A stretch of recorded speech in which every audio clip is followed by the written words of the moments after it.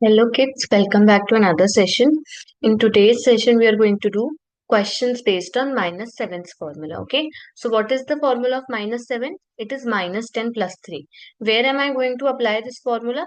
Wherever I won't have enough bits left to do minus 7. Okay. Ma'am, how will I know that where I will not have enough bits left to do minus 7? We'll see in the question. Okay, we will be doing B row in the class. A row is your homework, right? So B row first question add 3. Added 3. Now plus 7. Plus 7 I know. I don't have enough beats to do plus 7. I will apply the formula of plus 7, that is plus 10 minus 3. Then minus 7. Now here we don't have beats to do minus 7, right? Can you see any minus 7 beats here? 7 beats to do minus 7? No. So here I will apply the formula like every other number when I don't have beats to add or subtract it. Similarly, when I will not have beats to add or subtract minus 7, I will apply its formula, that is minus 10 plus 3. Now plus 8. Formula plus 10 minus 2. My answer is 11.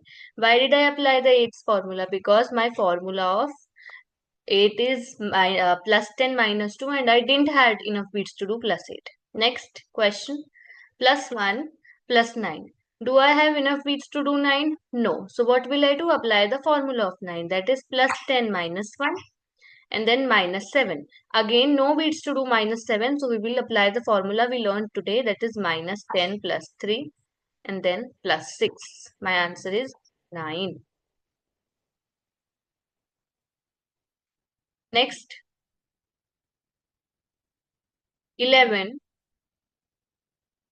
minus 1 minus 7. Do I have enough bits to do minus 7?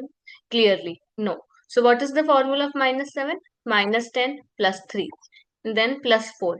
Do I have enough bits to do plus 4? No. So formula of plus 4 is plus 5 minus 1. So my answer is 7.